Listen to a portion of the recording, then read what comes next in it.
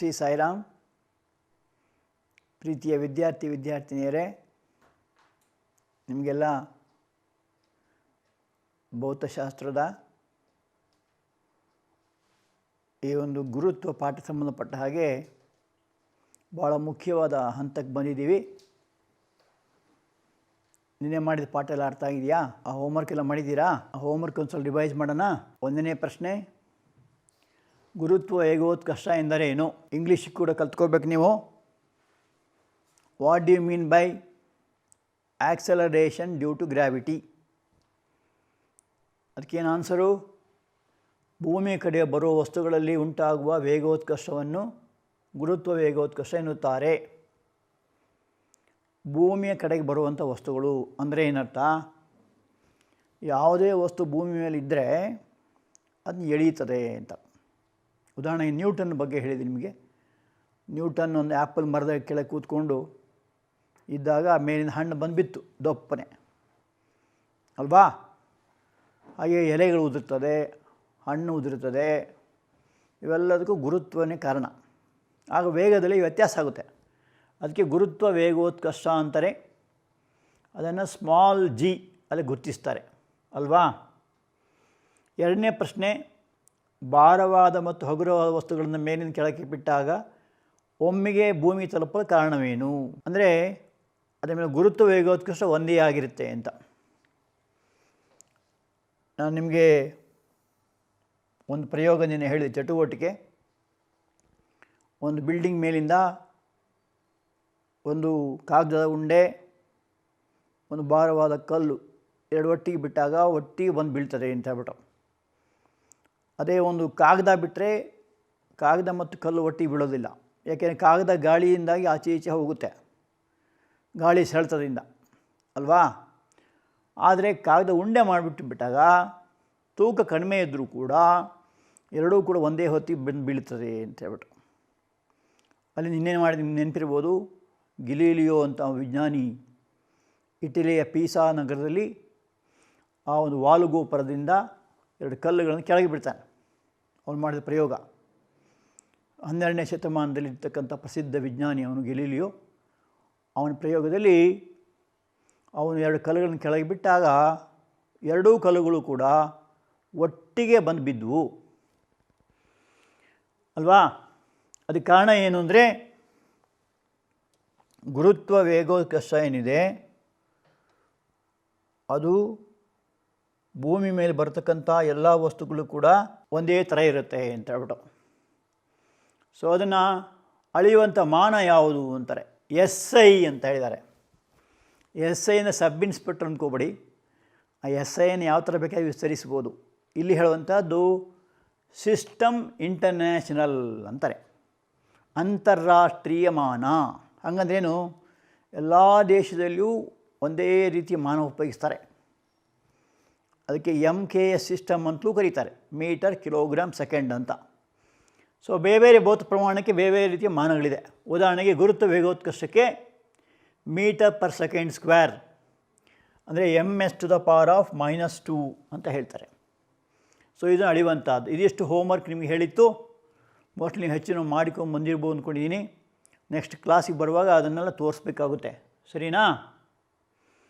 ಇನ್ನೊಂದು ಪ್ರಶ್ನೆ, ಭೂಮಿಯ ಗುರುತ್ವಾಕರ್ಷಣೆ ಒಳಗಾದ ವಸ್ತುವಿನ ಚಲನೆ ಸಮೀಕರಣ ಬರೀರಿ. ನೇರವಾಗಿ ಚಲಿಸುವಂಥ ವಸ್ತುವಿನ ಇದು ಚಲನೆ ಸಮೀಕರಣ ನೋಡಿದ್ದೀವಿ ಮೊದಲೇ. ಅದಕ್ಕೂ ಇದಕ್ಕೇನು ವ್ಯತ್ಯಾಸ? ಅಲ್ಲಿ ಎ ಇತ್ತು, ವೇಗೋತ್ಕರ್ಷವನ್ನು ಎ ಅಂತ ಕರೆದ್ವಿ, ಆಕ್ಸಲರೇಷನ್ ಅಂತ. ಇಲ್ಲಿ ಗುರುತ್ವ ಬಂದದ್ರಿಂದ ಅದನ್ನು G ಅಂತ ಬರೀತಾರೆ. ಸೊ ಒಂದನೇ ಸಮೀಕರಣ ಏನಾಗುತ್ತೆ? V = U + GT. V ಅಂದ್ರೇನು? ಅಂತಿಮ ವೇಗ. U ಅಂದ್ರೇನು? ಆರಂಭ ವೇಗ. G ಅಂದ್ರೇನು? ಗುರುತ್ವ ವೇಗೋತ್ಕರ್ಷ. T ಅಂದ್ರೇನು? ಕಾಲ. ಸೊ ಒಂದನೇ ಸಮೀಕರಣ ವಸ್ತು ಮೇಲಿಂದ ಕೆಳಗೆ ಬೀಳುವಾಗ. ಎರಡನೇ ಸಮೀಕರಣ S ಅಂದರೆ ಚಲಿಸಿದ ದೂರ, distance travelled by a body, is given by the equation S = ut + ½ gt². S ಅಂದರೆ ಡಿಸ್ಟೆನ್ಸ್ ಟ್ರಾವೆಲ್ಡ್, ಯು ಅಂದರೆ initial velocity, T is time, G is acceleration due to gravity. ಇದು ಸೆಕೆಂಡ್ ಇಕ್ವೇಷನ್ ಅಂತ ಕರೀತಾರೆ. Third equation V squared is equal to U squared plus 2gs.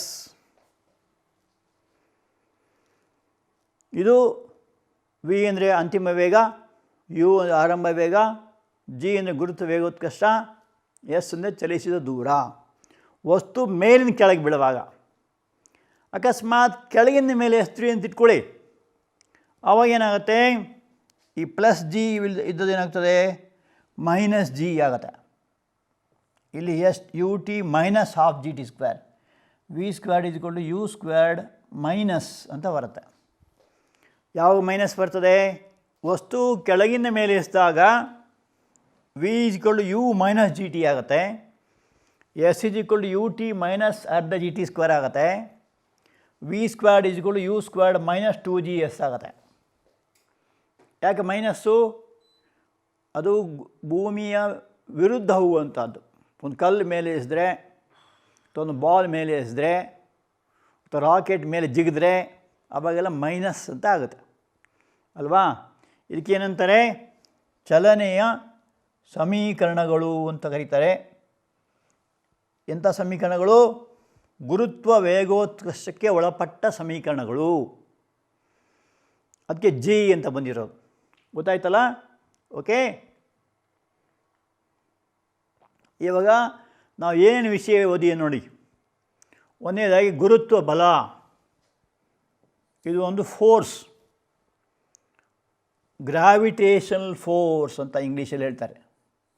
ಹಾಗೆ English ಪದ ಬರ್ಕೊಳ್ಳಿ ಅಲ್ಲದೆ. ಇದೊಂದು ಬಲ, ಈ ಬಲದ ಹೆಸರು ಗುರುತ್ವ ಬಲ. ಅದು ಕಣ್ಣಿಗೆ ಕಾಣೋದಿಲ್ಲ, ಆದರೆ ಅದರ ಪ್ರಭಾವ ಇದ್ದೇ ಇದೆ. ಈಗ ನೀವೆಲ್ಲ ಕೆಳಗೆ ಕೂತಿದ್ದೀರಾ, ಚೇರ್ ಮೇಲೆ ಕೂತಿದ್ದೀರಾ, ಕೆಲವರು ಬೆಂಚ್ ಮೇಲೆ ಕೆಲವು ಕೂತಿದ್ದೀರಾ, ಕೆಲವು ನೆಲ ಮೇಲೆ ಕೂತಿದ್ದೀರಾ. ಈಗ ನಾವು ನಿಂತ್ಕೊಂಡು ಪಾಠ ಮಾಡ್ತಿದ್ದೀವಿ. ಇವೆಲ್ಲ ಕಾರಣ ಏನು? ಒಂದು ಬಲ ನಮ್ಮನ್ನು ಹಿಡಿದಿಟ್ಟಿದೆ, ವಸ್ತುಗಳನ್ನ ಭೂಮಿ ಹಿಡಿದಿಟ್ಟಿದೆ. ಅದಕ್ಕೆ ಗುರುತ್ವ ಬಲ ಅಂತ ಕರೀತಾರೆ. ಎರಡನೇದಾಗಿ ನಾವು ಕಲ್ತಿರೋದು ನ್ಯೂಟನ್ನ ವಿಶ್ವದ ಗುರುತ್ವ ನಿಯಮ. ನೆನಪಿರ್ಬೋದು ನಿಮ್ಗೆ ಹೇಳಿದ್ದು, ಯಾವುದೇ ಎರಡು ಕಾಯಗಳ ನಡುವಿನ ಬಲ, ಆ ಬಲ ಏನು ಅವಲಂಬಿಸಿದೆ? ವಸ್ತುಗಳ ದ್ರವ್ಯರಾಶಿಯನ್ನು ಅವಲಂಬಿಸಿಕೊಂಡಿದೆ. ಈಗ m1 ಮತ್ತು m2 ದ್ರವ್ಯರಾಶಿ ಇದ್ದರೆ ದ್ರವ್ಯರಾಶಿ ಹೆಚ್ಚಾದ ಹಾಗೆ ಬಲ ಹೆಚ್ಚಾಗುತ್ತೆ, ದ್ರವ್ಯರಾಶಿ ಕಡಿಮೆ ಆದ ಹಾಗೆ ಬಲ ಕಡಿಮೆಯಾಗುತ್ತೆ. ಅದಕ್ಕೆ ನೇರ ಅನುಪಾತ ಅಂತಾರೆ. ಹಾಗೆ ಅಂತರದ ವರ್ಗಕ್ಕೆ ವಿಲೋಮಾನುಪಾತದಲ್ಲಿರ್ತದೆ. ಅಂತರವನ್ನು ನಾವು ದೂರ ಅಂತ ಕರಿಬೋದು ಅಥವಾ ಅಂತರ ಅಂತ ಕರಿಬೋದು. ಅದನ್ನು ಆರ್ ಅಂತ ಕರೆದ್ರೆ F is proportional to m1 m2 by R square. ಆ ಪ್ರಪೋರ್ಷನಲ್ ಅನುಪಾತ ತೆಗೆದ್ರೆ ಎಫ್ ಈಸ್ ಈಕ್ವಲ್ ಟು ಅಂತ ಆಗತ್ತೆ. ಎಫ್ ಈಸ್ ಈಕ್ವಲ್ ಟು ಏನಾಗುತ್ತೆ ಆಗೋದು? G into m1 m2 by R square. ಇದು ನ್ಯೂಟನ್ನ ವಿಶ್ವ ಗುರುತ್ವ ನಿಯಮ ಅಂತ ಕರೀತಾರೆ. ನೀವು ಜ್ಞಾಪಿಸಕ್ಕೆ ಬರೆದಿದ್ದೀನಿ ಅಷ್ಟೇ, ಎಲ್ಲದರ ಬಗ್ಗೆ ಹೇಳಿ ಆಗಿದೆ, ವಿವರಣೆ ಕೊಟ್ಟಾಗಿದೆ ಅಲ್ವಾ. ಎಫ್ ಅಂದೇನು? ಗುರುತ್ವಾಕರ್ಷಣ ಬಲ. ಜಿ ಅಂದೇನು? ಗುರುತ್ವ ಸ್ಥಿರಾಂಕ ಅಲ್ವಾ. ಅದರ ಬೆಲೆ ಎಷ್ಟು? 6 ನೆನಪಿದೆಯಾ? 67 ಇಂಟು 10⁻⁻11 ಮಾನ ಯಾವುದು? ಇದು ಹೊಸ ವಿಷಯ, ಆದ್ದರಿಂದ ನೆನಪು ಮಾಡ್ತಾ ಇರೋದು ಪದೇ ಪದೇ. ಕರೆಕ್ಟಾಗಿ ಕಲ್ತ್ಕೋಬೇಕು ನೀವು. Newton metre square kg to the power of -2. ಅದು ಜಿಯ ಬೆಲೆ. ಇದಿಷ್ಟು ನಾವು ಮೊದಲೇ ಕಲಿತಾಗಿದೆ. ಮೂರನೇ ವಿಷಯ ನಾವು ಕಲ್ತಿರೋದು ಗುರುತ್ವ ವೇಗೋತ್ಕರ್ಷ ಅಂತ ಹೇಳ್ತಾರೆ, ಅದು ಜಿ ಅಂತ ಹೇಳ್ತಾರೆ. ಆ ಜಿ ಎಂಬುದು ಎಲ್ಲ ಕಡೆ ಒಂದೇ ಆಗಿರೋದಿಲ್ಲ. ಧ್ರುವ ಪ್ರದೇಶದಲ್ಲಿ ಜಿಯ ಬೆಲೆ ತುಂಬ ಏನಾಗುತ್ತೆ, ಅಂತರ ಕಡಿಮೆ ಇರೋದ್ರಿಂದ ಜಿಯ ಬೆಲೆ ಹೆಚ್ಚಾಗಿರುತ್ತೆ. ಹಾಗೆ ಭೂಮಧ್ಯ ರೇಖೆ ಪ್ರದೇಶದಲ್ಲಿ ಕಡಿಮೆಯಾಗಿರುತ್ತೆ. ಸೊ ಅದರ ಬೆಲೆ ಸರಾಸರಿ ತಗೊಳ್ಳೋದಾದರೆ 9.8 ಮೀಟರ್ ಪರ್ ಸೆಕೆಂಡ್ ಸ್ಕ್ವೇರ್. ಇದಕ್ಕೇನಂತಾರೆ, ಆಕ್ಸಲರೇಷನ್ ಡ್ಯೂ ಟು ಗ್ರಾವಿಟಿ ಅಂತ ಕರೀತಾರೆ, ಅಥವಾ ಗುರುತ್ವ ವೇಗೋತ್ಕರ್ಷ ಅಂತ ಕರೀತಾರೆ ಅಲ್ವಾ. ಇದು ಕೇಂದ್ರದಿಂದಿರೋ ದೂರವನ್ನು ಅವಲಂಬಿಸ್ಕೊಂಡಿರ್ತದೆ. ಎಲ್ಲ ಕಡೆ ಒಂದೇ ಇರೋದು, ಅದಕ್ಕೆ ಸ್ಮಾಲ್ ಜಿ ಅಂತ ಉಪಯೋಗಿಸ್ತೀವಿ. ಕ್ಯಾಪಿಟಲ್ ಜಿ ಅಂದರೆ ಇಡೀ ವಿಶ್ವದ ಎಲ್ಲ ಕಡೆಯಲ್ಲೂ ಕೂಡ ಒಂದೇ ಇರುತ್ತೆ. ಅದಕ್ಕೋಸ್ಕರ ಅದನ್ನು ಸ್ಥಿರಾಂಕ ಅಂತ ಕರೀತಾರೆ. ನೆನಪಿರುತ್ತಲ್ಲ ಇವೆಲ್ಲ, ಇದು ನಾವು ಈಗಾಗಲೇ ಕಲ್ತಿರ್ತಕ್ಕಂಥ ವಿಷಯಗಳು ಅಲ್ವಾ. ಈಗ ಇವತ್ತಿನ ವಿಷಯ ನೋಡೋಣ, ದ್ರವ್ಯರಾಶಿ ಮತ್ತು ತೂಕಕ್ಕಿರುವ ವ್ಯತ್ಯಾಸಗಳು.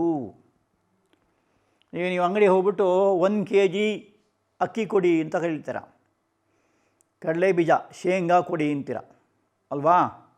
ಅಲ್ಲಿ 1 kg ದ್ರವ್ಯರಾಶಿ ಅಂತ ಹೇಳೋದಿಲ್ಲ, ತೂಕ ಅಂತ ಉಪಯೋಗಿಸ್ತಾರೆ. ಆ್ಯಕ್ಚುಲಿ ದ್ರವ್ಯರಾಶಿ ಅಂದರೆ ಬೇರೆ, ತೂಕ ಅಂದರೆ ಬೇರೆ. ಆದರೆ ಸಾಮಾನ್ಯ ಭಾಷೆಯಲ್ಲಿ ಎರಡು ಒಂದೇ.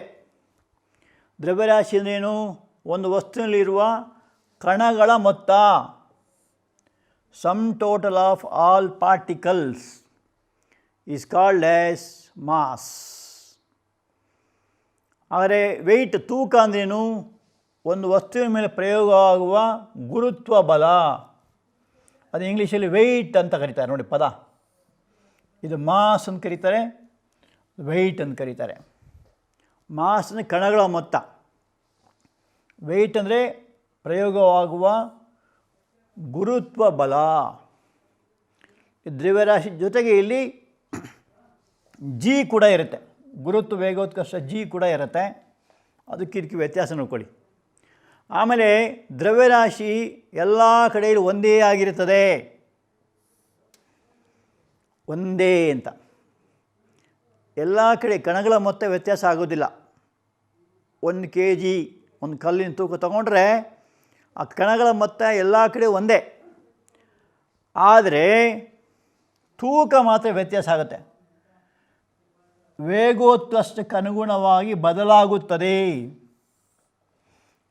Mass does not change, it will be same all over the world, but weight changes from place to place depending upon the acceleration due to gravity, small g.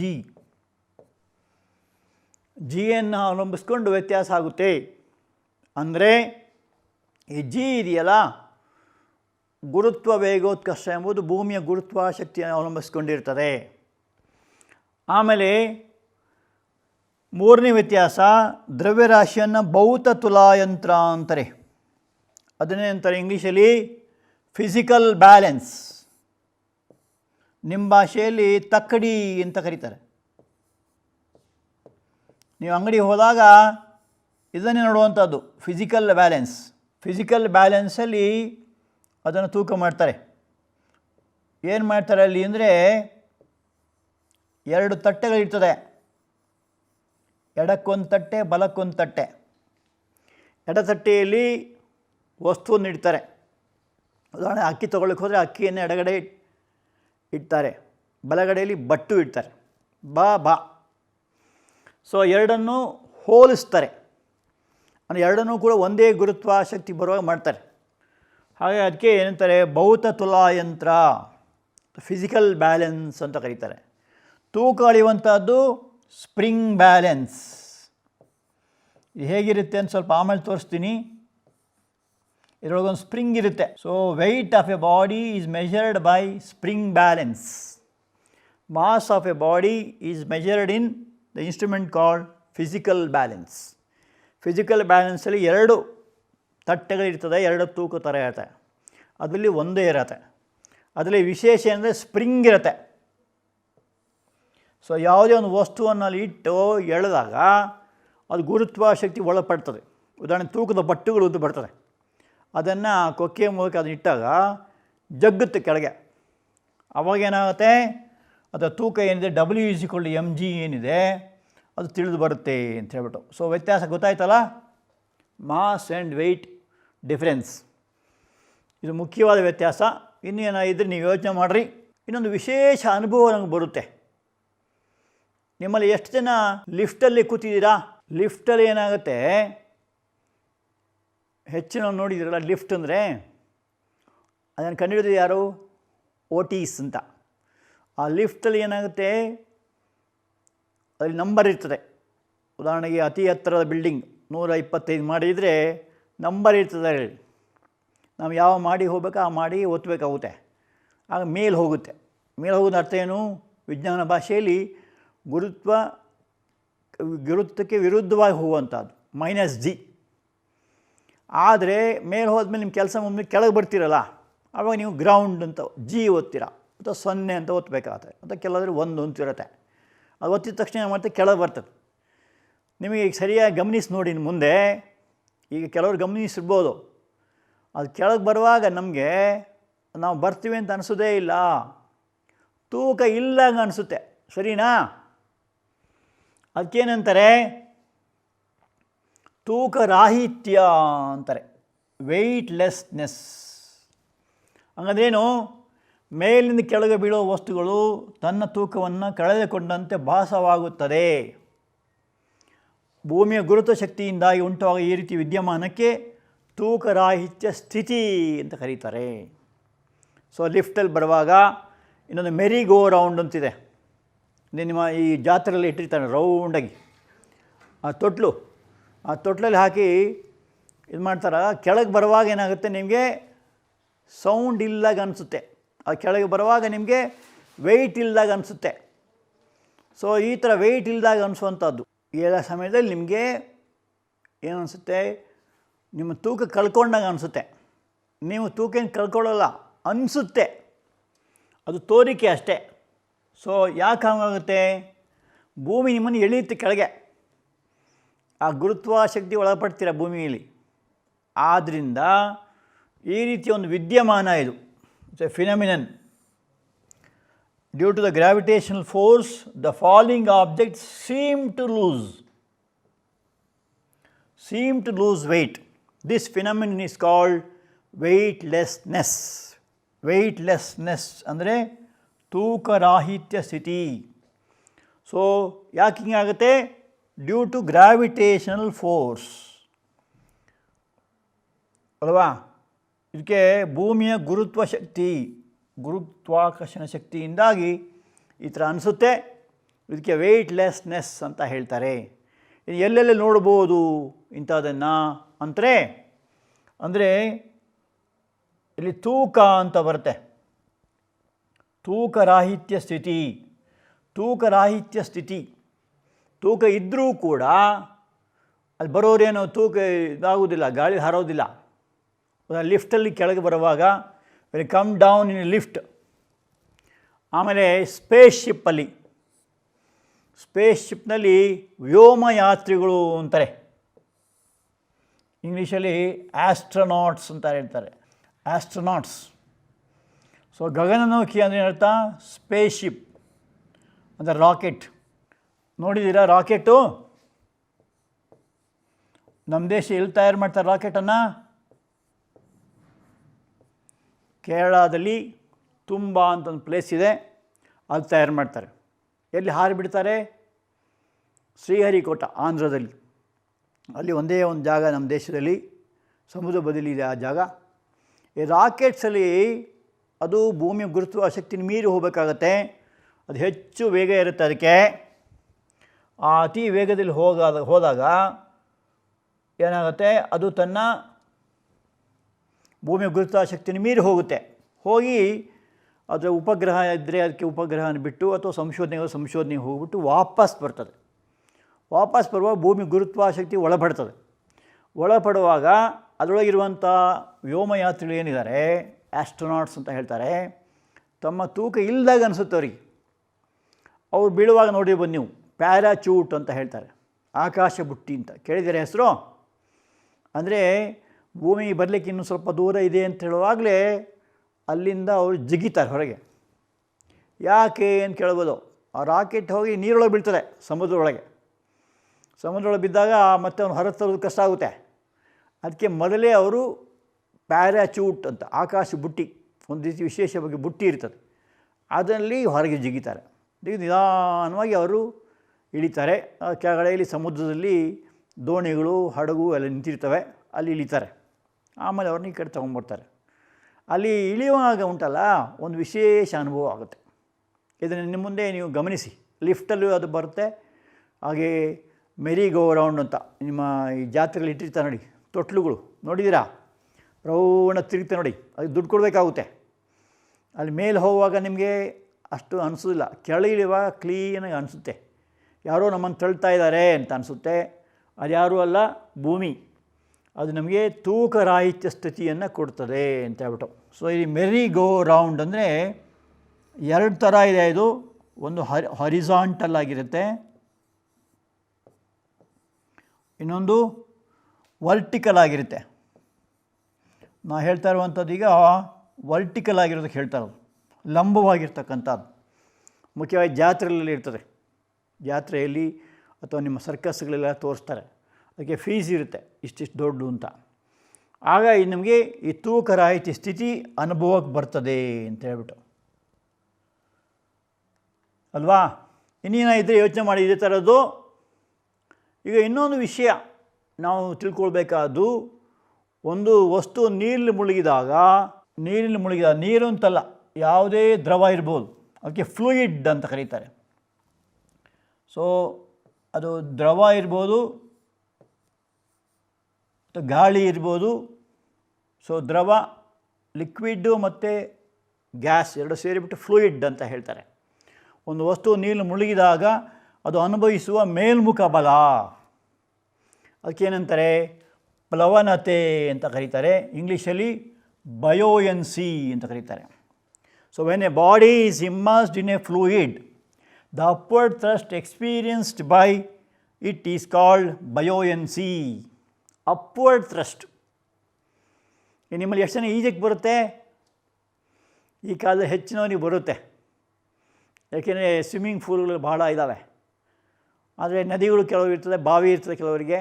ಹಳ್ಳಿ ಕಡೆ ಎಲ್ಲ ಬಾವಿ ಜಾಸ್ತಿ ಇರುತ್ತೆ. ದಯವಿಟ್ಟು ಈಜು ಕಲ್ತ್ಕೊಳ್ಳಿ, ಭಾಳ ಒಳ್ಳೆಯದು. ಆ ಈಜುವಾಗ ಏನಾಗುತ್ತೆ, ನಿಮ್ಮ ಎಕ್ಸ್ಪೀರಿಯನ್ಸಲ್ಲಿ ನೀವು ಡೈವ್ ಹೊಡಿತೀರಿ ಅಂತಿಕೊಳ್ಳಿ, ಡೈವ್ ಆದ ಒಳಗೆ ಹೊರಟೋಗ್ತೀರ.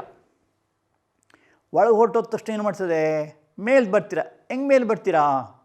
ಯಾರು ನಿಮ್ಮನ್ನು ಎತ್ತೋಲ್ಲ, ನೀವೇ ಮೇಲೆ ಬರ್ತೀರಾ. ಯಾಕೆ? ಆ ನೀರು ಇದೆಯಲ್ಲ, ಆ ನೀರು ನಿಮ್ಮನ್ನು ಮೇಲಕ್ಕೆ ತಳ್ಳುತ್ತದೆ, ಅದಕ್ಕೆ ಮೇಲ್ಮುಖ ಬಲ ಅಂತಾರೆ. ಇಂಗ್ಲೀಷ್ ಏನಂತಾರೆ, ಅಪ್ವರ್ಡ್ ಥ್ರಸ್ಟ್ ಅಂತ ಹೇಳ್ತಾರೆ. ಸೊ ನೀರು ನೀವು ಬಿದ್ದಾಗ ನೀರು ಏನು ಮಾಡ್ತದೆ, ನಿಮ್ಮನ್ನು ಕೆಳಗಿಂದ ಮೇಲೆ ಎತ್ತುತ್ತೆ. ಹೋಗ ಮೇಲೆ, ನೀನು ಬೇಡ ಇಲ್ಲಿ ಅಂತ ತಳ್ಳುತ್ತೆ ಮೇಲೆ. ಅದಕ್ಕೇನಂತಾರೆ, ಬಯೋಯನ್ಸಿ ಅಂತ ಹೇಳ್ತಾರೆ. ಕನ್ನಡದಲ್ಲಿ ಪ್ಲವನತೆ ಅಂತ ಕರೀತಾರೆ. ಈ ಗುಣಕ್ಕೆ ಪ್ಲಾವನ ಗುಣ ಅಂತ ಕರೀತಾರೆ. ಇದು ನಮ್ಮ ನಿತ್ಯ ಜೀವನಕ್ಕೆ ಹಲವಾರು ಕಡೆಯಲ್ಲಿ ನಮಗೆ ಅನುಭವ ಬರ್ತದೆ. ಎಲ್ಲೆಲ್ಲಿ ಬರುತ್ತೆ ನೋಡೋಣ, ಅದಕ್ಕೊಂದು ಸಣ್ಣ ಪ್ರಯೋಗ ಮಾಡೋಣ. ಏನು ಪ್ರಯೋಗ ಅಂದರೆ, ಒಂದು ಬಕೆಟ್ ತಗೋಬೇಕು. ಒಂದು ಬಕೆಟ್ ನೀರು ತಗೊಂಡು ಆ ನೀರಲ್ಲಿ ಒಂದು ಮರದ ತುಂಡು ಹಾಕಬೇಕು. ಏನಾಗುತ್ತೆ ಮರದ ತುಂಡು ಹಾಕಿದಾಗ? ಅದು ಮೇಲೆ ಬರ್ತದೆ ಅಥವಾ ತೇಲ್ತದೆ ಅಂತ. ನೋಡಿ, ಇದೆಷ್ಟು ವಿಶೇಷ. ಕೆಲವು ವಸ್ತುಗಳ ನೀರಿಗೆ ಹಾಕಿದಾಗ ತೇಲ್ತವೆ, ಕೆಲವು ವಸ್ತು ಹಾಕಿದಾಗ ಮುಳುಗ್ತವೆ, ಕೆಲವು ವಸ್ತು ಹಾಕಿದಾಗ ಕರಗ್ತದೆ. ಮೂರು ಥರ ಕಾಣ್ತದೆ ಅಲ್ವಾ? ಉದಾಹರಣೆ, ಉಪ್ಪನ್ನು ನೀರಿಗೆ ಹಾಕಿ ಏನಾಗುತ್ತೆ, ಉಪ್ಪು ಸಕ್ಕರೆ ಇವೆಲ್ಲ ಹಾಕಿದರೆ ನೀರಲ್ಲಿ ಕರಗ್ತದೆ. ಸೊ ಇಲ್ಲಿ ಕರಗುವ ವಸ್ತು ತೊಗೋಬಾರ್ದು, ಇಂಪಾರ್ಟೆಂಟು. ನಾವು ಹೇಳೋ ಸಮಾಚಾರ ಇದೆಯಲ್ಲ, ಇವೆಲ್ಲ ತೇಲೋ ವಸ್ತುಗಳ ಬಗ್ಗೆ ಹೇಳೋ ವಿಷಯ. ಸೊ ಒಂದು ಬಕೆಟ್ ನೀರು ತೊಗೊಳ್ಬೇಕು. ನೀವು ಮಾಡಿ ನೋಡಿರಿ, ಈಗ ಈ ಕ್ಲಾಸ್ ಆದ ಕೂಡಲೇ ಆ ನೀರು ತಗೊಂಡು ಅದಕ್ಕೊಂದು ಮರದ ತುಂಡು ಹಾಕಿ. So take a bucket of water and take a log of wood.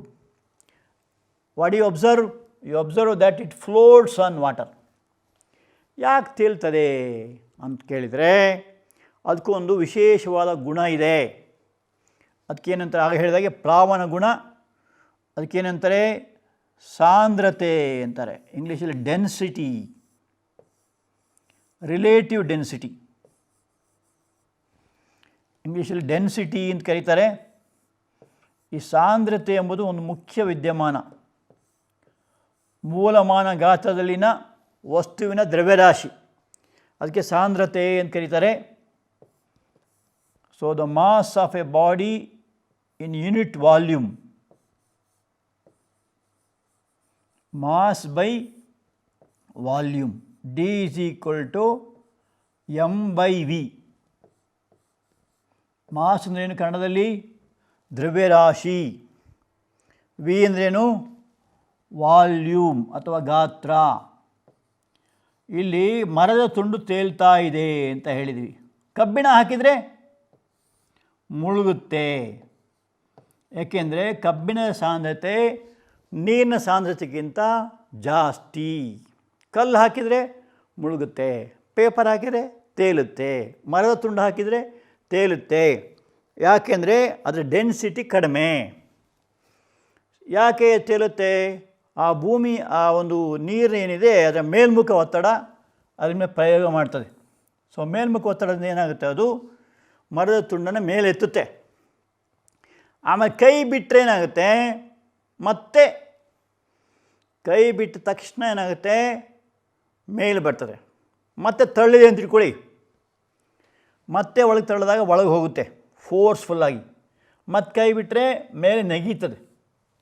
So ನೀರಿನ ಪ್ಲವನ ಗುಣದಿಂದಾಗಿ ಈ ಮರದ ತುಂಡು ಮೇಲೆ ಹೋಗುತ್ತೆ ಅಂತ. ಸೊ ಇದು ಪ್ಲವನ ಗುಣ ಅಂತ ಕರೀತಾರೆ. ಅದು ಚಿತ್ರ ನೋಡೋಣ ಹೇಗೆ ಅಂತ ಹೇಳ್ಬಿಟ್ಟು. ಇಲ್ಲಿ ಬಯೋಎನ್ಸಿ ಅಂತಾರೆ. ಬಯೋಎನ್ಸಿ, BUOYANCY,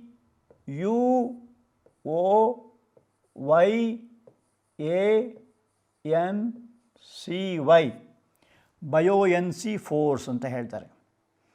ಬಯೋಎನ್ಸಿ ಅಂದರೆ ಪ್ಲಾವನ ಗುಣ, ಪ್ಲಾವನ ಬಲ ಅಂತಲೂ ಕರೀತಾರೆ.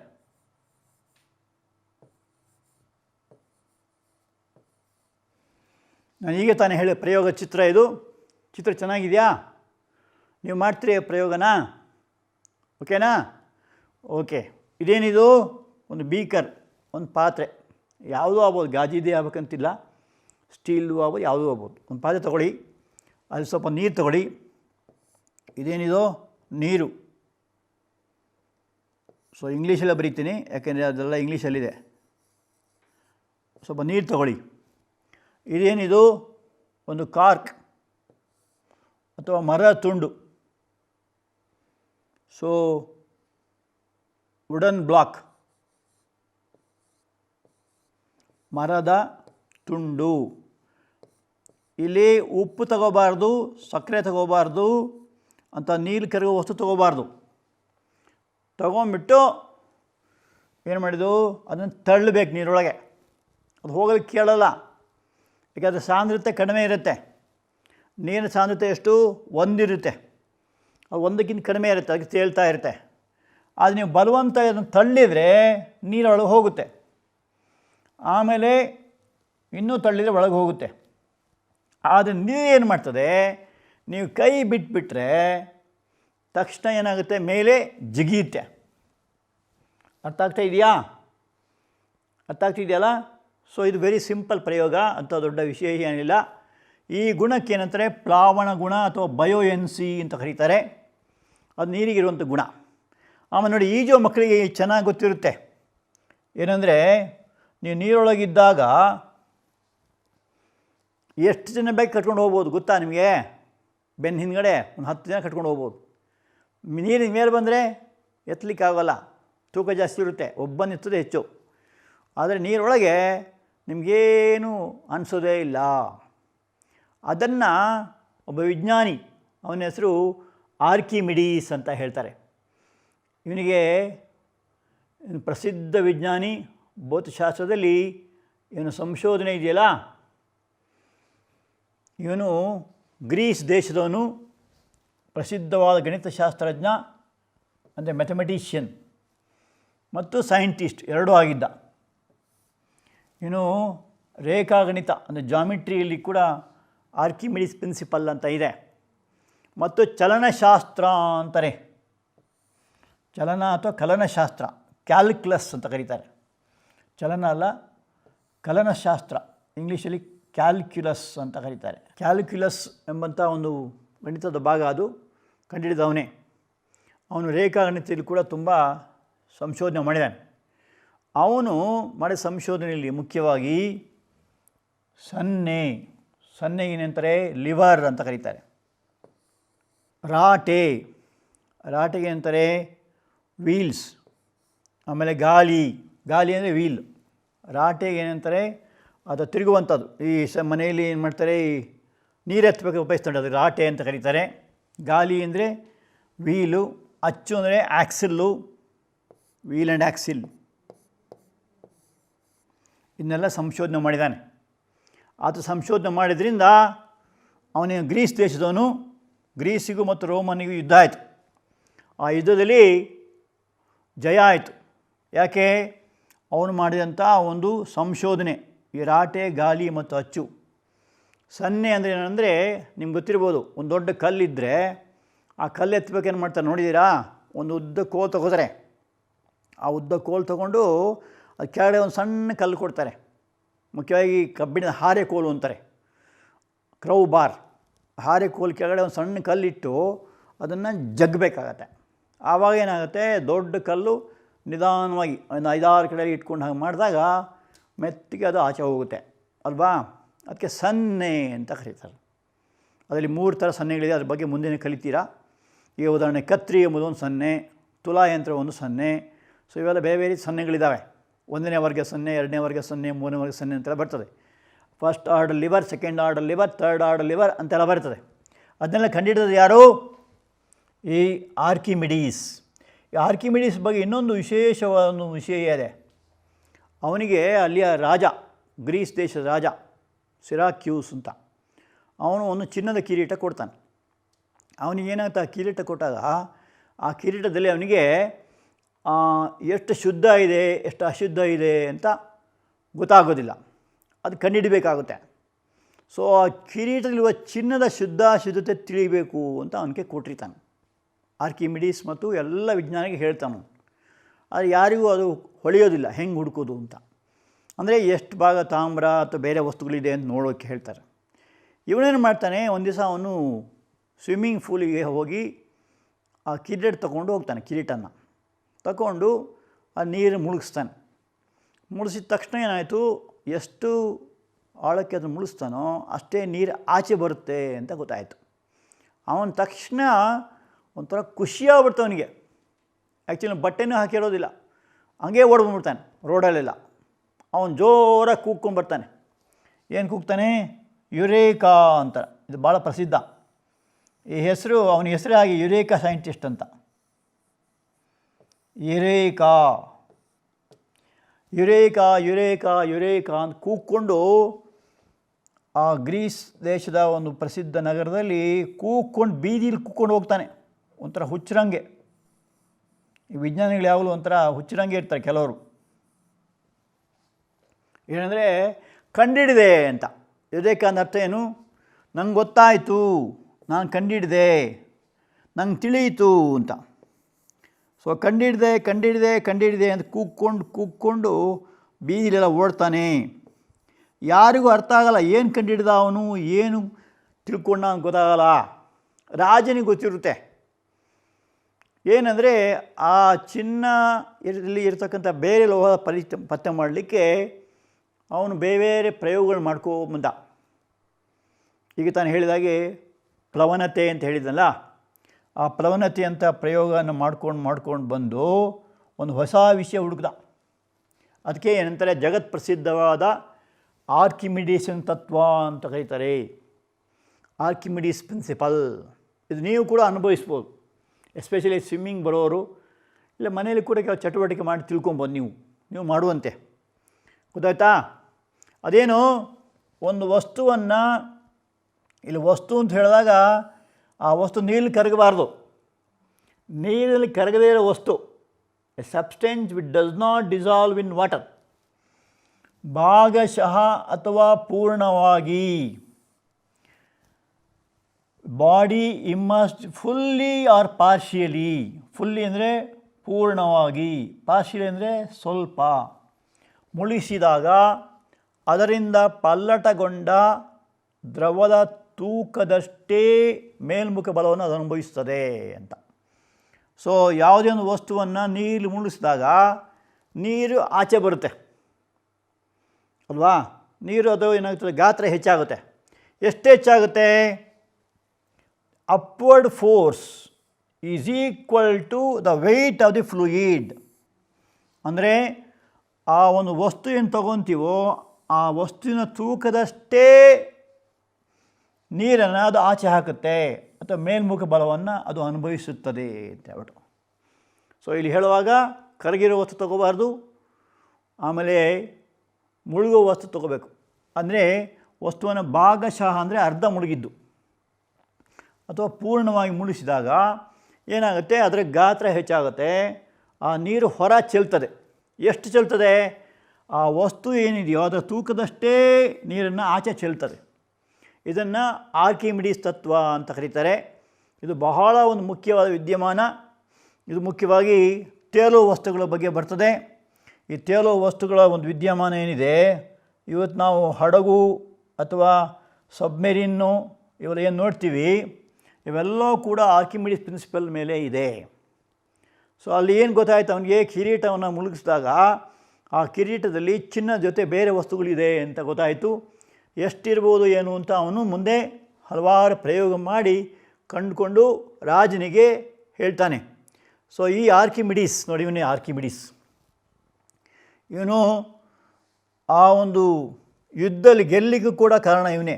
ಗ್ರೀಸ್ ದೇಶ ರೋಮನ್ ದೇಶ ಮೇಲೆ ಯುದ್ಧ ಹೂಡಿದಾಗ ಆ ಯುದ್ಧ ಗೆಲ್ಲಿ ಕಾರಣ ಅವನೇ. ಯಾಕೆಂದರೆ ಅವನು ಈ ಬರೀ ಒಂದು ವಿಜ್ಞಾನ ಪ್ರಯೋಗ ಅಲ್ಲದೆ ಕೆಲವು ವಸ್ತು ಹುಡುಕ್ತಾನೆ. ವೀಲ್ ಆ್ಯಂಡ್ ಆ್ಯಕ್ಸೆಲ್ಲು, ಲಿವರ್ಸು ಎಲ್ಲ ಹುಡುಕ್ತಾನೆ. ಇದರಿಂದಾಗಿ ಅವನಿಗೆ ಒಳ್ಳೆಯ ಹೆಸರು ಬಂತು. ಇವತ್ತು ಕೂಡ ಅದು ಜಗತ್ ಪ್ರಸಿದ್ಧವಾಗಿರ್ತಕ್ಕಂಥದ್ದು. ಸೊ ಇಲ್ಲಿ ಈ ಏನು ತಿಳ್ಕೊಬೋದು ಈ ಪ್ರಯೋಗದಿಂದ ಅಂತ ಕೇಳಿದರೆ, ಆರ್ಕಿಮಿಡೀಸ್ ತತ್ವದಲ್ಲಿ ತಿಳಿಯುವಂಥ ವಿಷಯ ಒಂದನೇದು, ಪ್ರಯೋಗವಾಗುವ ಮೇಲ್ಮುಖ ಒತ್ತಡವು ದ್ರವದ ಸಾಂದ್ರತೆ, ಅದಕ್ಕೇನಂತಾರೆ ರಿಲೇಟಿವ್ ಡೆನ್ಸಿಟಿ ಅಂತಾರೆ, ಸಾಪೇಕ್ಷ ಸಾಂದ್ರತೆ ಅಂತ ಕರೀತಾರೆ.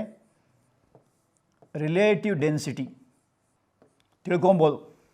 ಆಮೇಲೆ ವಸ್ತುವಿನ ಗಾತ್ರ, ವಾಲ್ಯೂಮ್, ಗಾತ್ರ ದೊಡ್ಡದಾದಷ್ಟು ಅದು ಹೊರಚೆಲ್ಲುವ ನೀರಿನ ಪ್ರಮಾಣ ಹೆಚ್ಚಾಗುತ್ತೆ. ಗಾತ್ರ ಕಡಿಮೆ ಆದಷ್ಟು ಹೊರಚೆಲ್ಲುವ ನೀರಿನ ಪ್ರಮಾಣ ಕಡಿಮೆ ಆಗುತ್ತೆ. ಸೊ ಗಾತ್ರ ಅವಲಂಬಿಸಿದೆ ಅಂತ ಹೇಳ್ಬಿಟ್ಟು. ಇದನ್ನು ಎಲ್ಲಿ ಉಪಯೋಗಿಸ್ತಾರೆ ಅಂತ ಕೇಳಿದರೆ, ಆಮೇಲೆ ಈ ಸಾಂದ್ರತೆ ಬಗ್ಗೆ ಇನ್ನೊಂದು ವಿಷಯ ನಿಮಗೆ ಹೇಳಿದ್ದೀನಿ. ಏನಂತ ಹೇಳಿದ್ದೀನಿ, ಸಾಂದ್ರತೆ ಕಡಿಮೆ ಇದ್ದಾಗ ವಸ್ತು ತೇಲ್ತದೆ, ಸಾಂದ್ರತೆ ಹೆಚ್ಚಿದ್ದಾಗ ವಸ್ತು ಮುಳುಗುತ್ತೆ. ಉದಾಹರಣೆಗೆ ಕಬ್ಬಿಣವನ್ನು ನೀರಿಗೆ ಹಾಕಿದಾಗ ಅದು ಮುಳುಗುತ್ತೆ, ಅದೇ ಕಬ್ಬಿಣನ ಪಾದರಸಕ್ಕೆ ಹಾಕಿದಾಗ ತೇಲುತ್ತೆ. ಯಾಕೆ? ಪಾದರಸ ಸಾಂದ್ರತೆ ಜಾಸ್ತಿ, ಕಬ್ಬಿಣ ಸಾಂದ್ರತೆ ಕಡಿಮೆ. ಆದರೆ ನೀರು ಮತ್ತು ಕಬ್ಬಿಣ ತಗೊಂಡಾಗ ನೀರಲ್ಲಿ ಕಬ್ಬಿಣ ಮುಳುಗುತ್ತೆ, ಆದರೆ ಪಾದರಸದಲ್ಲಿ ತೇಲ್ತದೆ. ಸೊ ಆಮೇಲೆ ಗಾತ್ರ ಹೆಚ್ಚಾದ ಹಾಗೆ ಅದು ಹೊರಚೆಲ್ಲೋ ನೀರಿನ ಪ್ರಮಾಣ ಹೆಚ್ಚಾಗುತ್ತೆ, ಆವಾಗ ಅದು ತೇಲ್ತದೆ.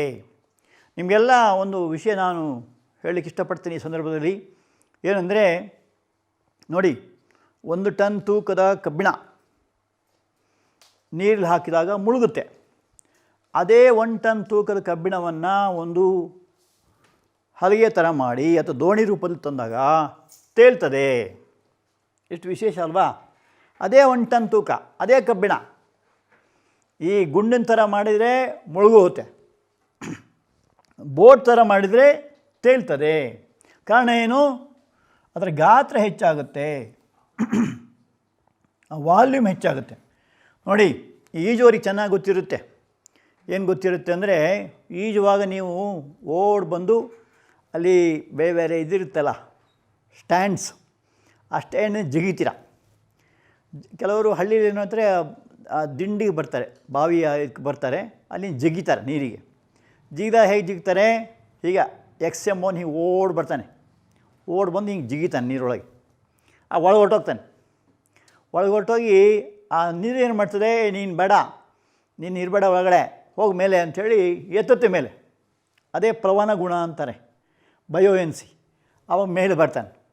ಮೇಲೆ ಬಂದ ಕೂಡಲೇ ಈಜಕ್ಕೆ ಬರೋರು ಏನಾಗ್ತಾರೆ, ಅಲ್ಲಿ ತೇಳ್ತಾರೆ. ಈಗ ಬರ್ದಿರೋರು ಗುಳುಗುಳು ಆಗ್ತಾರೆ, ಪುನಃ ಒಳಗೆ ಹೋಗ್ತಾರೆ, ಪುನಃ ಮೇಲೆ ಬರ್ತಾರೆ, ಪುನಃ ಒಳಗೆ ಹೋಗ್ತಾರೆ, ಪುನಃ ಹೋಗುತ್ತೆ. ಯಾರೋ ಎತ್ತಾಕಿದರೆ ಬದುಕ್ತಾರೆ, ಇಲ್ಲಾಂದರೆ ಮುಳುಗೆ ಹೋಗ್ತಾರೆ. ಅಲ್ಲಿ ಎಷ್ಟೋ ಕಡೆ ನಾವು ಮುಳುಗಿ ಹೋಗಿ ಸಾಯೋದು ನೋಡಿರ್ತೀವಿ. ಯಾಕೆಂದರೆ ಈಜಕ್ಕೆ ಬರೋಲ್ಲ. ಈಜಕ್ಕೆ ಬರೋ ಏನಾಗುತ್ತೆ, ಆ ಮುಳುಗಿ ನೀರೊಳಗೆ ಹೋದರೂ ಕೂಡ ಮೇಲೆ ಬರ್ತಾರೆ. ಮೇಲೆ ಬಂದ ತಕ್ಷಣ ಏನು ಮಾಡ್ತಾರೆ, ಹೀಗಾಗ್ತಾರೆ. ಮುಳುಗುವಾಗ ಲಂಬವಾಗಿ ಮುಳುಗ್ತಾರೆ, ಈಜುವಾಗ ಹೀಗೆ ಕ್ಷಿತಿಜವಾಗಿ ಸಮಾನಾಂತರವಾಗಿ ಈಜ್ತಾರೆ. ಆವಾಗ ನೀರನ್ನು ಹಿಂತಾಳ್ಕೊಂಡು ಅವ್ರು ಈಜುತ್ತಾರೆ. ಅದೇ ಮನುಷ್ಯ ನೀರೊಳಗೆ ಬಿದ್ದವನು ಅವನೇ, ತೇಲುವವನು ಅವನೇ. ಅದಂಗೆ ಅಂತ ಕೇಳಿದರೆ ಅದೇ ಆರ್ಕಿಮಿಡೀಸ್ ತತ್ವ. ಅಲ್ಲಿ ಏನಾಗ್ತದೆ, ಗಾತ್ರ ಹೆಚ್ಚಾಗ್ತದೆ. ಅದೇ ಅವನು ಡೈ ಹೊಡೆದಾಗ ಏನಾಗುತ್ತೆ, ಗಾತ್ರ ಕಡಿಮೆ ಆಗುತ್ತೆ. ಆ ಗಾತ್ರ ಕಡಿಮೆ ಆದ್ರಿಂದ ತೂಕ ಅಷ್ಟೇ ಇದ್ದರೂ ಕೂಡ ಗಾತ್ರ ಕಡಿಮೆ ಆಗೋದ್ರಿಂದ ಮುಳುಗ್ತಾನೆ. ಅವನ ಮೇಲೆ ಬಂದಾಗ ಗಾತ್ರ ಹೆಚ್ಚಾಗುತ್ತೆ, ಅವಾಗ ತೇಳ್ತಾನೆ. ಅದನ್ನೇ ಸ್ವಿಮ್ಮಿಂಗ್ ಅಂತ ಕರೀತಾರೆ. ಇದೇ ತತ್ವವನ್ನು ಹಡಗಿನಲ್ಲಿ ಉಪಯೋಗಿಸ್ತಾರೆ. ಶಿಪ್ ನೋಡಿದ್ದೀರಾ, ಶಿಪ್ಪಲ್ಲಿ ಯೂಸ್ ಮಾಡ್ತಾರೆ. ಮತ್ತು ಇನ್ನೊಂದು ಸಬ್ಮೆರಿನ್ ಅಂತ ಇದೆ. ಸಬ್ಮೆರಿನ್ ಅಂದರೆ ಇದು ನೀರಿನ ಮೇಲೂ ಹೋಗುತ್ತೆ, ನೀರಿನ ಒಳಗೂ ಹೋಗುತ್ತೆ. ನೋಡಿದ್ದೀರಾ, ನೀವು ಫೋಟೋ ತೋರಿಸ್ತೀನಿ ಆಮೇಲೆ. ಸೊ ಇದು ಸಬ್ಮೆರೀನ್ ಅಂತ ಹೇಳ್ತಾರೆ. ಸಬ್ಮೆರೀನ್ ಇದು ಮೀನಾಗಿರುತ್ತೆ ನೋಡೋಕ್ಕೆ. ಇದು ಯುದ್ಧ ಸಮಯದಲ್ಲಿ ಉಪಯೋಗಿಸ್ತಾರೆ. ಇದು ಕಾಣಿಸೋದಿಲ್ಲ, ನೀರಿನೊಳಗೆ ಹೋಗ್ತಾ ಇರುತ್ತೆ. ಎಲ್ಲಿ ಬೇಕಾದಲ್ಲಿ ಅದು ಮೇಲೆ ಬರುತ್ತೆ, ಎಲ್ಲಿ ಬೇಕಾದ್ರೆ ಅದು ಮುಳುಗುತ್ತೆ. ಉದಾಹರಣೆಗೆ ಯಾವುದೋ ವೈರಿ ಹಡಗು ಬರ್ತಾಯಿದ್ರೆ ಅದು ಗೊತ್ತಾಗುತ್ತೆ ಎಷ್ಟು ದೂರ ಬರ್ತಾಯಿದೆ ಅಂತೇಳ್ಬಿಟ್ಟು. ಆವಾಗ ಏನು ಮಾಡಿದ ತಕ್ಷಣ ನೀರೊಳಗೆ ಹೋಗುತ್ತೆ. ಹೋಗ್ಬಿಟ್ಟು ನೀರೊಳಗಿಂದಲೇ ಬಾಂಬ್ ಹಾಕಲಿಕ್ಕೆ ವ್ಯವಸ್ಥೆ ಇರುತ್ತೆ, ಅಥವಾ ಅಟ್ಯಾಕ್ ಮಾಡಲಿಕ್ಕೆ ವ್ಯವಸ್ಥೆ ಇರುತ್ತೆ. ಸೊ ಇದಕ್ಕೆ ಸಬ್ ಮೆರಿನ್ ಅಂತ ಕರೀತಾರೆ. ಮೆರಿನ್ ಅಂದರೆ ನೀರು ಅಂತ ಅರ್ಥ, ಸಮುದ್ರದ ನೀರು ಅಂತ ಅರ್ಥ. ಸಬ್ ಅಂದರೆ ಮುಳುಗೋದು ಅಂತ ಅರ್ಥ. ಅದು ಹೇಗೆ ಮೇಲೆ ಕೆಳಗೆ ಹೋಗುತ್ತೆ ಅಂತ ಕೇಳಿದರೆ ಅದರೊಳಗೆ ನೀರಿನ ವ್ಯವಸ್ಥೆ ಇರುತ್ತೆ ನೋಡಿ. ಇದು ನೀರು, ಒಳಗೆ ನೀರು ತುಂಬಿಸಿದ ಕೂಡ ಏನಾಗುತ್ತೆ, ತೂಕ ಹೆಚ್ಚಾಗುತ್ತೆ, ಆವಾಗ ಮುಳುಗುತ್ತೆ. ಆ ನೀರು ಖಾಲಿ ಮಾಡಿದಾಗ ತೇಲುತ್ತೆ. ಸೊ ಈ ಸಬ್ಮೆರಿನ್ಗಳಲ್ಲಿ ಮತ್ತು ಹಡಗುಗಳಲ್ಲಿ ಉಪಯೋಗಿಸ್ತಾರೆ. ನಾನು ಆಗ ತಾನೇ ಹೇಳಿದೆ ನಿಮಗೆ, 1 ಟನ್ ಕಬ್ಬಿಣ ಗುಂಡು ಮುಳುಗುತ್ತೆ. ಅದೇ ಕಬ್ಬಿಣ ಗುಂಡನ್ನು ನಾವು ತೆಳ್ಳಗೆ ಹಲಿಗೆ ಮಾಡಿ ಒಂದು ದೋಣಿ ಥರ ಮಾಡಿದ್ರೆ ತೇಲ್ತದೆ.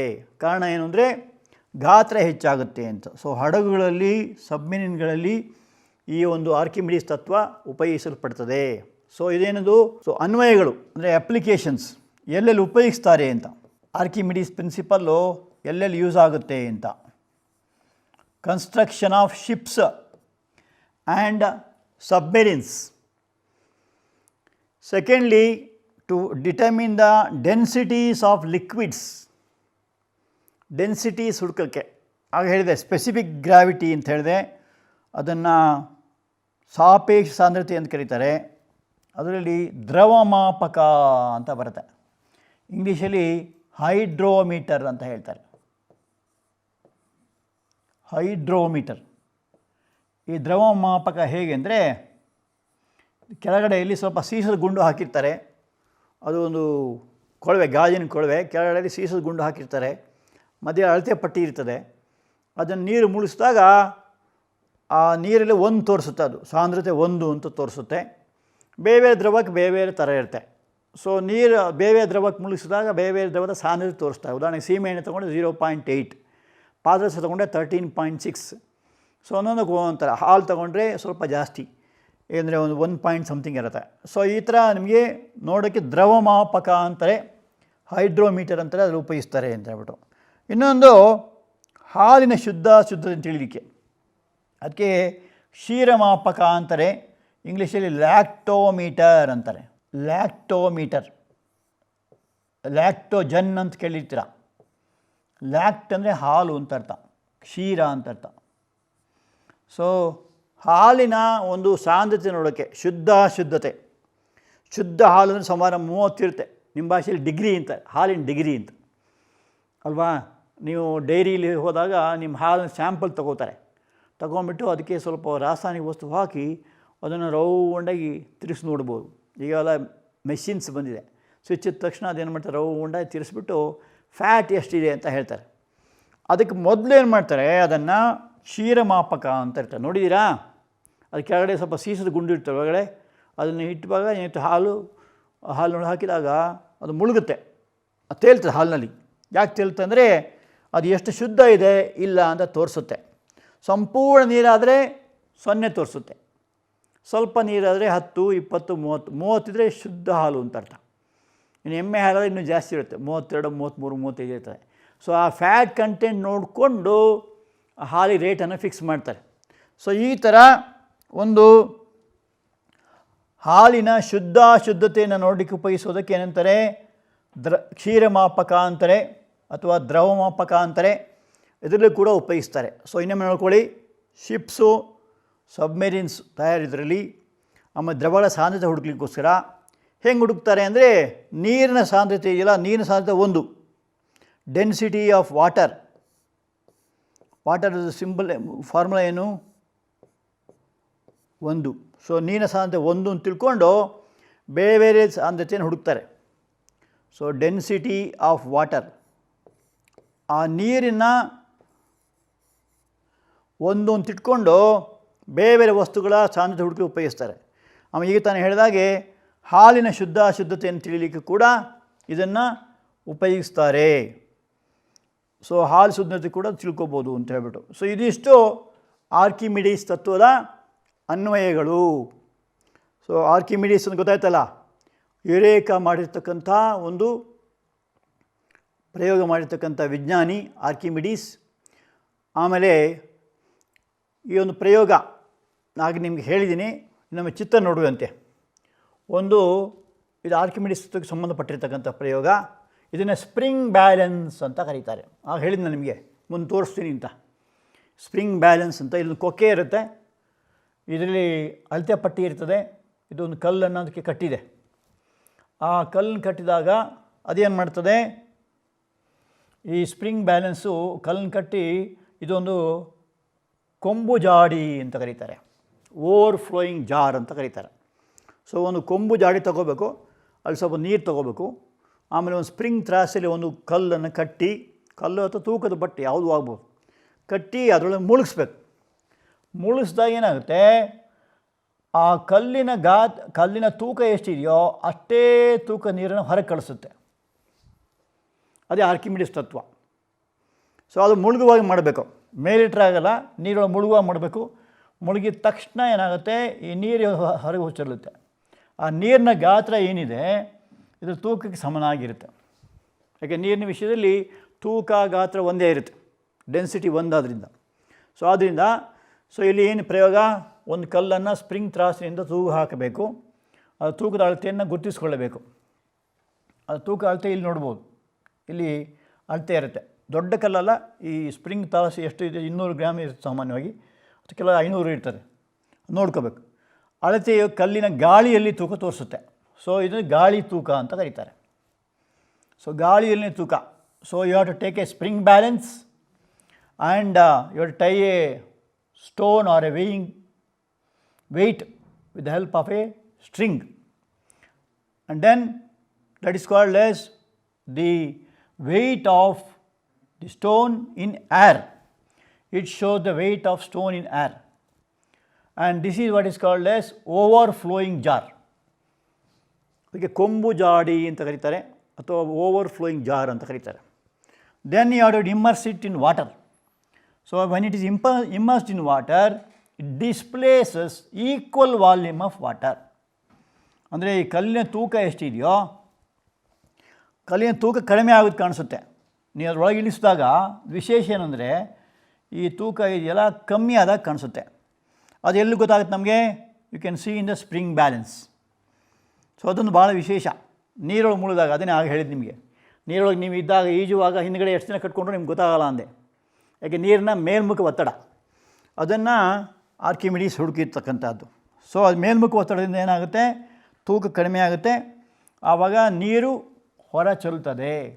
ಆ ಬರುವ ನೀರಿದೆಯಲ್ಲ, ಆ ನೀರಿನ ಗಾತ್ರ ಏನಿದೆ ಈ ಕಲ್ಲಿನ ತೂಕಕ್ಕೆ, ಈ ಕಡಿಮೆಯಾದ ಇದರ ತೂಕಕ್ಕೆ ಸಮನಾಗಿರುತ್ತೆ ಅಂತ ಹೇಳ್ಬಿಟ್ಟು ಇದು ಒಂದು ಆರ್ಕಿಮಿಡೀಸ್ ಪ್ರಿನ್ಸಿಪಲ್, ಅದರ ಮೇಲೆ ಬೇಸಿಸಲ್ಲಿರ್ತಕ್ಕಂಥ ಒಂದು ಪ್ರಯೋಗ. ಇದನ್ನು ಆಗ ತಾನೇ ಹೇಳಿದೆ ನಿಮಗೆ, ಅದನ್ನೇ ಪ್ರಯೋಗ ಮೂಲಕ ನೀವು ಕೂಡ ಮಾಡ್ಬೋದು. It's A very simple experiment. ಅದೇನೆಂದರೆ ಈ ಒಂದು ನೀರು ಇದೆಯಲ್ಲ, ಆ ನೀರನ್ನು ಮಾತ್ರ ಹಿಡ್ಕೋಬೇಕು. ಅದಕ್ಕೆ ಇಂಥ ಒಂದು ವಿಶೇಷ ಉಪಕರಣ ಇದ್ದರೆ ನಿಮಗೆ ಸುಲಭವಾಗಿ ಅದನ್ನು ಮಾಡಲಿಕ್ಕೆ ಅನುಕೂಲ ಆಗುತ್ತೆ. ಸೊ ಇದು ಆರ್ಕಿಮಿಡೀಸ್ ಸಮಾಚಾರ. ಆಮೇಲೆ ಈ ಆರ್ಕಿಮಿಡೀಸ್ ತತ್ವವನ್ನು ನಾವು ಎಲ್ಲೆಲ್ಲಿ ಉಪಯೋಗಿಸ್ತೀವಿ ಅಂತ ಕೂಡ ನೋಡೇ ಆಯಿತು. ಇವಾಗ ನಾವು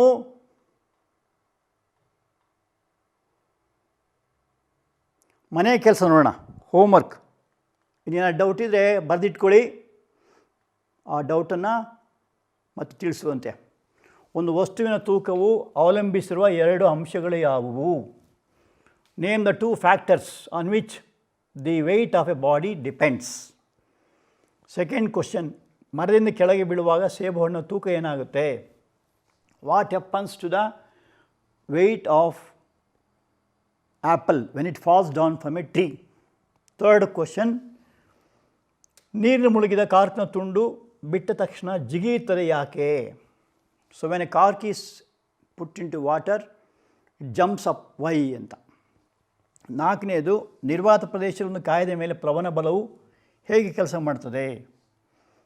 how does this buoyancy, property of buoyancy works in a inert atmosphere? ನಿರ್ವಾತ ಪ್ರದೇಶ ಅಂದರೆ ಗಾಳಿ ಇಲ್ಲದಿರೋ ಪ್ರದೇಶ. Fifth one, Archimedes principle. Write any 2 applications of Archimedes principle. Archimedes ತತ್ವದ 2 ಅನ್ವಯವನ್ನು ತಿಳಿಸಿರಿ ಅಂತ. ಎಲ್ಲ ಮಾಡ್ಕೊಂಬರ್ತೀರಾ? ಸೊ ಚಿತ್ರ ಎಲ್ಲ ಕಲ್ತ್ಕೋತೀರಾ? ಹೇಳಿದ ಅರ್ಥ ಆಯ್ತಲ್ಲ? ಸಿಂಪಲ್ ಕ್ವಶನ್ಸ್ ಇದೆ, ಇದಕ್ಕೆಲ್ಲ ಉತ್ತರ ಬರ್ಕೊಂಬನ್ನಿ.